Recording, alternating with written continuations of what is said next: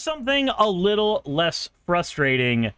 Guys, we haven't talked about Bat Powell in a while, but he's down here, and the last time we talked about him, I think it was when he made a video claiming I was trans? I don't remember the exact details, but I remember him claiming I was trans, and that was just kind of weird, right? Let's go ahead and see what he's got in store this time. This time he's talking about Joe Rogan. In this video, Joe Rogan explains why he chooses Jesus over the Big Bang Theory. Let's check it out. Science only asks you for one miracle. I want you to believe in one miracle, the Big Bang. Yeah. It's because it really is true. Yes. And it's funny because people would be... Okay, but science isn't asking for a miracle. Like, the Big Bang, that's just the T equals 0 event. That is just the moment where time starts. Is that a miracle, or is that just something that is yet unexplained? Like, obviously, there's the concept that any system that is advanced enough in any way is indistinguishable from magic or miracles, regardless of whether it's technology or anything else. Like, so long as it is unexplained, we sit there. I don't think science is asking you to accept one miracle. I don't think science ever expects you to accept any miracle whatsoever, because usually when you're doing science, you're operating with something that's called methodological naturalism. Naturalism is the idea that everything that exists in physical reality in some way, shape, or form. A thought exists because it's an electrical synapse, etc. Like, ghosts don't exist because they have nothing that anchors them to our plane. They don't exist. That's naturalism, right? There's no dual substance to people. There's no soul. There's no spirit. That's what... Ah, man, early access games do be having some glitches. Anyway, that's what methodological naturalism assumes, right? Now, the reason it's methodological naturalism and not philosophical naturalism assumes this to be the case at all times. Methodological naturalism is a little more pragmatic. Methodological naturalism says, we don't assume it to be the case that everything is physical. We operate temporarily as if that is the case, because if we don't, we have to make a lot more assumptions about reality. It's basically Occam's razor at that point. The interesting part was what was happening before the Big Bang. As far as we know, though, the concept of something happening before the Big Bang is almost kind of ludicrous because, and I could be wrong here, but if the Big Bang is the T equals 0 event, what that means is that is the event where time, as we understand it, begins. Time is a measurement of change. So things happening before the Big Bang, at least in our universe, doesn't make a whole lot of sense. Because without time, there's no change. If something is happening, there is necessarily change. We're doing the Philosopher thing, I guess, but let's go ahead and listen to what Matt's got to say on this. Incredulous about the resurrection of Jesus Christ, but yet they're convinced that the entire universe was smaller than the head of a pin, and for no reason than anybody's adequately explained to me. Makes sense. Yeah, no, instantaneously became everything. It didn't instantaneously become everything. It was an expansion event. So this is what happens when Joe Rogan does what he usually does. He's an expert in nothing, which is not a dig at him. That is just the reality. Like, I'm an expert in nothing as well. I am an autodidact. I am self-taught on everything that I know, insofar as I even know anything at all. I'm not the smartest guy in the world, in any way, shape, or form, and I comment on things that are well out of my depth all the time, and there is nothing inherently wrong with that. So that's not the dig at Joe Rogan that it may look like. Not really. I don't think I'm supposed to be doing this way. Nope, we are making mistakes. So even if something did happen before the Big Bang, say there was another universe which imploded and made the Big Bang, it wouldn't mean anything, as it can't have any effect on us. True. True. You get a bunch of theories behind why the Big Bang happened. But what I am operating with is, I don't know if anything technically could have happened before the Big Bang. I don't know. And we've seen the measurable effects of the Big Bang. And everything didn't come to exist instantly from what it was. What happened is you had everything in the universe, as we understand it, in an infinitely dense state. Now, the concept of something being effectively infinitely dense means that you can have everything in the known universe scaled down to the size of a pinprick. Because it's infinitely dense. Everything is collapsed together on itself a billion times. There's only so many times you can do that before matter, as you understand it, ceases to be a real concept. And instead you just have this pinprick that if you held it, you would die because its gravitational pull would pull you in. That's what something infinitely dense would do. QD Moore, thank you for subscribing. Science isn't asking you to accept any miracle. It's merely saying, hey, from what we understand, the universe began at once. The universe as we understand it, with time and change and everything, that began at once. The universe outside of that understanding existed before that. Because if it existed in an infinitely dense state, then that means that the universe did exist before the Big Bang. The Big Bang is just when we hit our first notes of measurable change.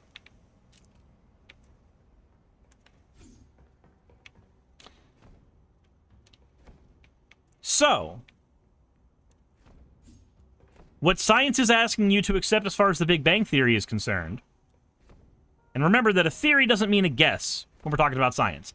A theory, when we're talking about science, means a body of established facts.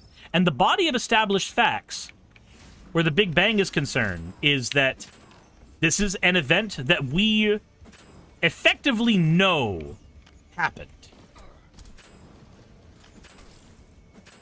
If we know it happened that way, and we can explain it and break everything down via math, we're not asking for any miracle at all. But what Matt Powell's likely going to do, because I haven't seen this video, but I know Matt, what he's likely going to do is try to use that language obfuscate what Joe Rogan's meaning is. What Joe Rogan is doing is effectively a play on words. He's not really meaning one miracle, or at least I'm assuming he's not really meaning one miracle. Again, he's not an expert in anything. He is a layman to everything. That is part of his appeal for a lot of people. This means he's not going to use terribly precise language. He's going to use the language that comes to him quickly. And the language that comes to him quickly is almost always just going to be whatever pops in his head. So let's go ahead and continue more of the video. Dirty Dave says, proves time travel live on stream. I've been teleported back to 2019. Serious? Oh my god. Yeah. Okay. I can't buy that. I'm sticking with Jesus. That's great. That's an awesome point that he made there. Some scientists did he make a point there? Also, thank you very much, Rune. Thank you very much, Rune, for the $25 tip. And saying, just take it. And I didn't read it all the way, but it looked like it said, just take it and eat some soap. Maybe I didn't read that well. But he didn't really make a point there. Again, using loose language to call the Big Bang a miracle, and then to say, nope, I'm sticking with Jesus. Again, if you've watched enough Joe Rogan, the dude probably doesn't actually have opinions on jack shit. His opinions fluctuate based on who's in the chair opposite him. I would hesitate to say he made a point, let alone a good point. He said some words, and they vaguely resemble things that you agree with, so you're gonna go ahead and lean into it, because you're Matt Powell, that's what you do. claimed that everything was condensed into an infinitely dense hot point, like all of the stuff that you see, and then for no reason, bam, here we are. How do you get all of the elements on the periodic table from a speck of dust? So, because it's not a speck of dust. See, this is the obfuscating language that he's using. What you need to use is very precise language. So, what's the difference between a speck of dust and a rock? In terms of composite materials, not a whole lot. But in terms of size, there's a lot. But if you have a speck of dust made of the same materials as a large rock, if you were to use very, very high pressure to condense that rock down, it would contain the same composite materials. And if it contains the same composite materials, then you already understand why what he's saying is bullshit. Because if a speck of dust contains the composite materials needed, you just need more of them than what that rock has. And if that rock has all the same materials that that speck of dust has, it just has more of them. But if you condense that rock to something way, way smaller, you have something that looks the same in both scenarios. In scenario 1, it's a speck of dust. In scenario 2, it's a rock that has been condensed down to the size of a speck of dust. They look the same until you try grabbing one of them and realize that the, 20-pound boulder has been condensed to a small state, and now you're trying to lift 20 pounds. And if you can't understand the concept of things being the same size, but, having different densities and having different weights, then you're the guy that didn't understand that a ton of steel is the exact same weight as a ton of feathers. Aside from the weight of what you did to those chickens. That certainly adds some weight to the ton of feathers. But they are the same thing. In other areas of your life, you already understand the idea that things can have different densities while being the same size, things can have different weights while being the same size, things can have different mass while being the same size. You already understand these things. But when we talk about the universe, this is happening at a scale that you refuse to accept. None of the mechanics are any different, though. This is still the speck of dust versus the boulder. This is the same shit. Nothing has fundamentally changed between these two realities. All I'm looking at with the Big Bang is saying, well, if we know that I can condense that boulder down with enough pressure to be the same size as the speck of dust, with the same materials that are in the speck of dust, but there's more of them because it's denser, it's really not a hard jump to look at the Big Bang Theory and go, oh, well, at scale, this is the same thing. But Matt Powell prefers to not think about that. It doesn't behoove him to. It's not how he makes his money. He makes his money selling Christianity. And specifically, if it were just Christianity, I wouldn't give a shit. But he specifically sells NIFB Christianity. What he sells is a Christianity that tells you to hate your neighbors. What he sells is a Christianity that demands you to hate gay people, to hate trans people, to hate anybody who's marginally different that the church says you need to hate, while telling you that it's not even you who's hating them, it's God. And not only does that make it okay, it means you didn't actually have any hate in your heart at all. You had love in your heart.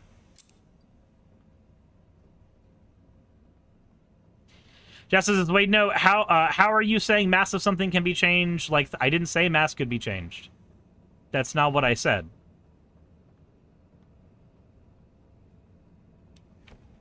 I said that things that are the same size can have different masses. That's what I said.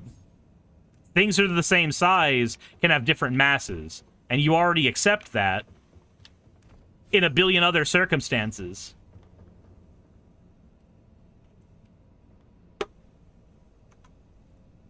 It is physically impossible. It is scientifically impossible. Could you compress just 1 gallon of water into a dust-sized piece of material? Yes, you can. You can compress water. you can compress it. In fact, actually, hold on. Let me go ahead and check here.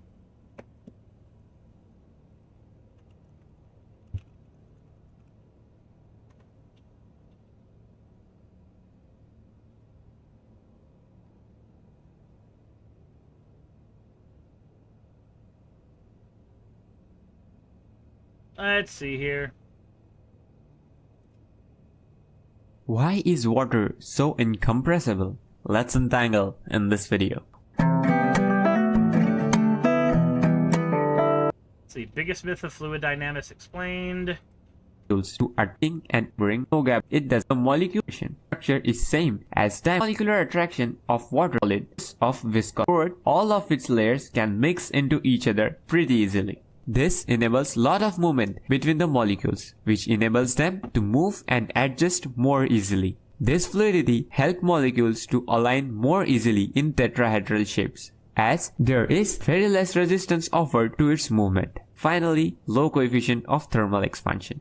When substance is heated, it expands and its molecules go away from each other, increasing the volume. So, it's actually easier to compress a thermally expanded material as it has distance between its molecules. But water's coefficient of thermal expansion is very less, and it expands very little when heated. So, even at high temperatures, you cannot compress the water much as there isn't any gap between the molecules. As the expansion is very little, when you try to compress it, you get compression to be very negligible. All of these properties of water makes it really hard to bring the molecules even closer so as to compress them. As it's really hard to compress water, we consider it as an incompressible liquid. If you learn something new, check out the... Okay, but that doesn't mean that it's impossible.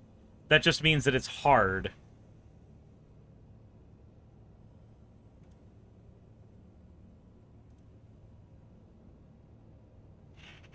Okay, so we're gonna do that thing where we look at Matt's language, where he's using very loosey-goosey. He loves loosey-goosey language. He loves it because loosey-goosey language allows him to make claims like water's incompressible. Water is compressible. Water can be compressed. It can't be compressed by much unless pressure is very high. You can actually do the math on how much pressure is required in order to make sure that water can be compressed. Everything can be compressed. We call water incompressible, not because it is impossible to compress it. We call it incompressible because it is a loose way of saying it is very difficult to compress it.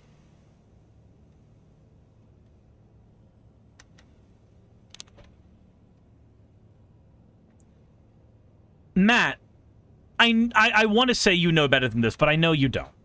I know you don't. I want to say you can be better than this, but I know you won't. So instead, what I will say is this is the end result of trying to talk about specific things that require very precise language, but only exclusively using loose language. Naki Bree says, okay, so what's happening is it wasn't even water during the Big Bang. It was more like the things that make up water. If I pour water on a neutron star, it's going to stop being water and become the super dense thing. Yeah.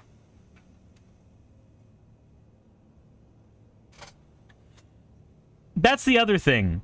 Remember that the Big Bang is not saying that everything we currently see was compressed.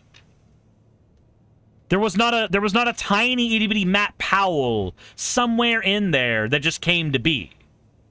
The Big Bang Theory is saying that the component pieces required to make life as we understand it, or not even life as we understand it, the component pieces to make stars. Like, to make balls of fire were in there. And those balls of fire are effectively chambers that create other elements. So no, all the elements that we understand there, they were not in the infinitely dense point that blew up and became what we know as the universe. The universe blew up and created factories that created factories that created factories that then made what we have here. And Matt's going to use, if Matt ever watches this video and makes a video response to it, what he's going to do is he's going to say, that's even harder to believe. You're right. It is harder to believe that a thing that we observe all the time right now, the energy reactions inside stars, was happening billions of years ago. It is harder to believe that, a thing that we can observe right the fuck now, than it is to just believe a god did it. It is way easier to believe a god did it, because you don't have to think when you just say a god did it. You stop having to think when you say a god did it. I don't need Matt Powell to not be a theist. I need him to not be a shitty theist. We can both look at the way the Big Bang happened and be fascinated by the elements that stars were forging billions of years ago. But he refuses to do that because he needs a world that's 6,000 years old, despite there being no evidence of a 6,000-year-old world. He needs that desperately. Why he needs that? Fuck if I know. It would be impossible. But yet, it's not. Some people think that that's more plausible than believing in Jesus. It's more plausible to certain individuals to think that the universe created itself rather than God created the universe. I like how he says he's sticking with Jesus. I can't buy that. I'm sticking with Jesus. Yeah. Also, Jesus makes more sense. Yeah, also, Jesus only makes more sense if you don't want to think. Jesus only makes more sense if you don't want to think. And there's nothing wrong with not wanting to think. There is something wrong with not wanting to think and then wanting everybody else around you to not think as well. Otaku Senpai says the first stars were formed when hydrogen collected in dense enough concentration to trigger nuclear fusion. More complex matter formed within those stars. Dorito Tape says in Ken Ham's voice, "But I have this book." Jesus Christ. Jesus Christ. Old Gus, I'm not talking about that today, so you did miss it because it's not on the docket today. it does make more sense. That is phenomenal. Before the Big Bang, there was nothing. Literally nothing. And then, something happened, triggering the most colossal explosion in history. In a billionth of a billionth of a billionth of a second, the universe grew from the size of that tiny point to something billions of miles across. This colossal blast created everything, all the matter we see in the universe today. Okay, so even that's technically it's right because it's talking about matter, and matter can't be created nor destroyed. It didn't create matter, it expanded matter. That's the first thing. The second thing is not only did it expand matter, not create matter, but worded like this, it sounds like loosey-goosey language there as well. So what Matt's doing is he's looking at something that's not a study.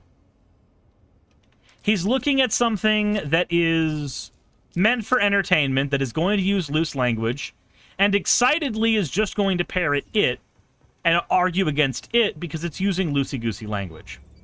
Don't worry, I can argue against people using loosey-goosey language too, Matt. I'm doing it right now. How long would it take a piece of dust to explode and then morph into a large rock as big as a boulder? Is that physically possible? Is it physically possible for a tiny piece of dust, think of how huge of a lie this is, a tiny piece of dust to explode and then morph into rocks as large as the planets? And again, yes, because once you have matter compressed down, you're taking compression and expansion. That's all we're doing, is we're looking at compression and expansion. Matt needs to sell you on the idea that matter can never be compressed. Once you agree that matter can be compressed, like at all,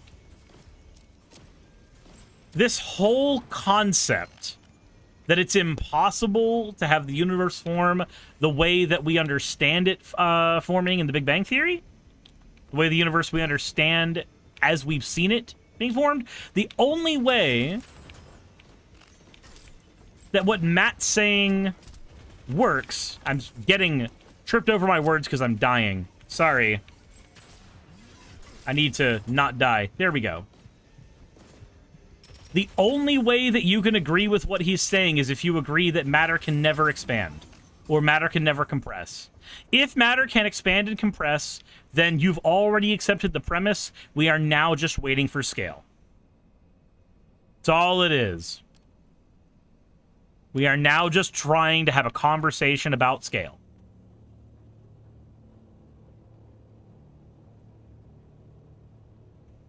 Pataka Senpai says, hell, I'm a layman, not even a physicist. Same here. I'm not a physicist. I am a VTuber playing a video game and getting distracted by the video game because video games are distracting and also fun and cool, and you should play more of them. Matt Powell thinks you shouldn't play more of them. Hell, the dude got his claim to fame by saying that video games and Mountain Dew were ruining society. And I wish I was kidding. This is like old Matt Powell lore. Kinda wish he had never gotten platformed on non-sec, not even gonna lie. Anyway. Is Earth? What a humongous lie. Let me ask you this. Could you take a piece of dust and convert it to water? Let's really think about this. Let's break down the big... Okay, so you can't take a piece of dust and convert it to water as far as we understand it, because a piece of dust is not the same thing as what the universe was before the Big Bang. Again, it's the loosey-goosey language thing. He's talking about a speck of dust, which is a different composition of materials than what we're talking about. Said video games, Mountain Dew, and MLP jars. Okay, MLP jars are destroying society, okay? I'm okay hanging my hat on that one. The minute I see a Rainbow Dash jar, I leave. I run. I run scared.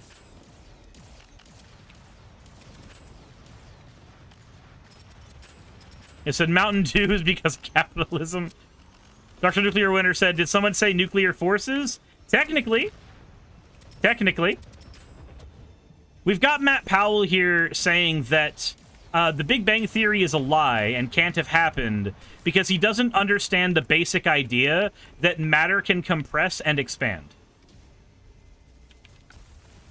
Like, the concept of matter compressing and expanding is lost on him.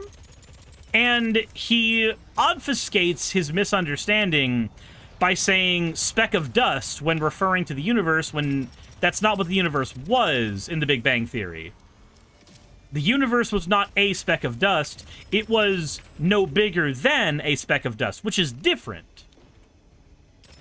A pencil and a pen are roughly the same shape and do roughly the same job, but they are very different materials.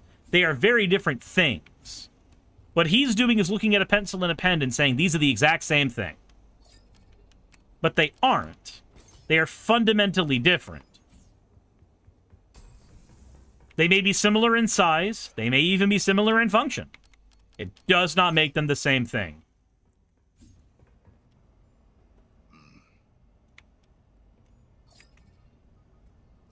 And yet, Matt desperately needs to sell his audience on the Earth being 6,000 years old. But he also tried to sell his audience on me being trans. So, you know, take everything he says with the biggest grain of salt. Because this man doesn't know how to actually evaluate reality. Hasn't for a long time. So the universe is the size of the speck of dust is a gross simplification. space didn't exist. Yeah, it wasn't the size. I understand, like, it wasn't the size of anything, technically, because space didn't really exist in the way we understand it. But again, this is what he does. He looks at loosey-goosey, oversimplified language. He uses that oversimplified language in order to sell his audience on bullshit. Bang Theory, they claim that a piece of dust, an infinitely dense hot point, exploded. Well, number one, if you have something exploding, it's only going to release smaller pieces of what exploded. It's not going to release larger pieces and create... But again, it's not... It's... So, question. If I explode a piece of ice, right? Let's say I explode a piece of ice, and I take your premise. I will take your premise full that I cannot get anything larger than the piece of ice when I explode it. So just out of curiosity, once the ice melts, and then after melting, what happens when the water evaporates? Would you not say that a 10-foot large cloud of vapor is larger than a 1-foot cube of ice? I would say it's larger. It's definitely larger. But I exploded the 1-foot cube of ice to hasten the evaporation process. That's what I did. But I got something larger as a result. Again, if you're gonna use loose language, I'm gonna use loose language too. And this is the end result of using imprecise loose language. I can now, thanks to the way that you have worded this, I can now use anything in the wide world as my example to show that your claim is bogus.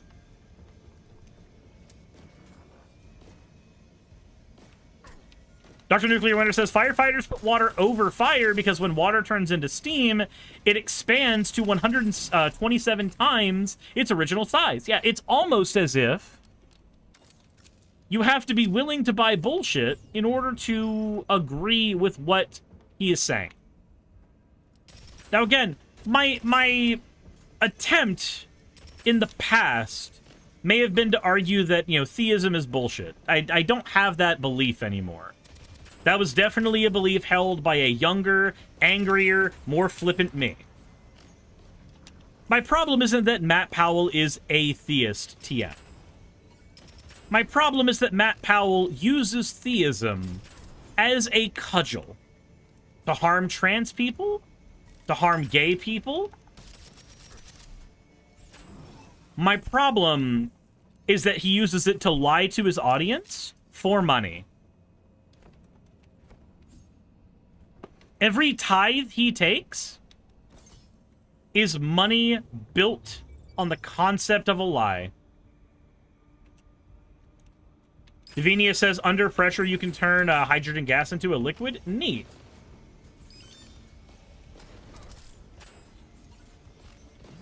Alright, we can get up here and we can be safe. Alright,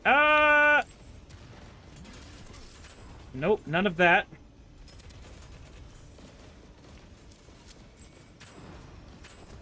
None of that. I wish I had better grenades for this. So they think Jupiter has an ocean of hydrogen deep inside the planet? I don't know who they is here. And I also don't know enough about astronomy to confirm nor deny. Outside my wheelhouse. Unlike Matt Powell, I am unwilling to talk about things outside my wheelhouse as if I am an expert. I will simply say, I'm not an expert on that. Talk to somebody who is. Create things it's only going to destroy. But not only that, they believe, and they will assert, that this piece of dust somehow created oceans, water, all of the elements on the periodic table. It's just ludicrous. It is false. It's not ludicrous, nor is it false. Again, the Big Bang was an event that allowed one type of matter to proliferate around the universe. And then, after that one type of matter proliferated around the universe, or several types, again, not an expert, stars effectively became the nuclear fusion chambers that birthed the other elements. Arguing that all of it came to be from the Big Bang alone and ignoring all of the other things that happened in between is another example of his use of very, very loose language to sell you an idea that is bunk. It's not true. They think that gold and silver, diamonds, all came from a speck of dust that exploded. Again, nobody believes that it came from a speck of dust. It started from a grouping of molecules that were infinitely dense. That's different. That is a different concept entirely. Like, you have simplified the concept of the Big Bang so far that it no longer resembles the actual Big Bang Theory. I'd say I would love to see Matt Powell talk to an actual physicist to talk about what stars did. But I know that he would never do that, at least not in a way that's honest. Is it diamonds or carbon, Matt? Yup. His entire argument relies on gross colloquial simplification that isn't even taught to children. It does. And it's really sad. Like, that's the thing. Matt Powell's existence saddens me. Because for one to become like Matt Powell, you have to be willing to never accept complicated answers to anything. And for your motivations to effectively be, I want to collect more tithes on Sunday. So I need to sell my audience on something that I do not understand, but I'll use the simplest possible language so that they feel like I understand it, and it feels like they understand it. It's kind of a gross way to live, honestly. Lying to your audience for money, Matt? That's a gross way to live. And I feel bad for you. I honestly feel bad for you. Pat Meowl needs to get a life. It's true. Hey, thanks for making it to the end of the video. I really could not do any of this without all of you. Those of you watching, and especially those of you who support me on Patreon. I wanted to go ahead and take a minute to thank all of you who do that, because with YouTube being what it is these days, I really cannot do this full-time without the support from each and every one of you. Those people would be Red Joker, Purple Poundini, Jemshin, Britzkrieg, Jupe the Malignant, Michael, Ravalern, Mabbity Babbity, Astral Frontier, Tales of Atonement, Nixie Chan, Kiri Artemis, Limor Pinku, Love Bunny Games, Victorian Alchemist, I'm not saying the last part of that, and you know that, Aurora, Leela Ururaka, Arcton Arclacier, Kiratorian, Dren Hadamata, Jordan M, John L, Lord Bleck, Smiling Game Master, and Fireshard. Thank you so very much. But since you're here, why not go ahead and try watching another one? There should be one that's on the screen right now. And if you are a patron of mine, I wanted to go ahead and thank you again for all of your support. There is still a video you could press, though, if you'd like. I would appreciate it just a little bit.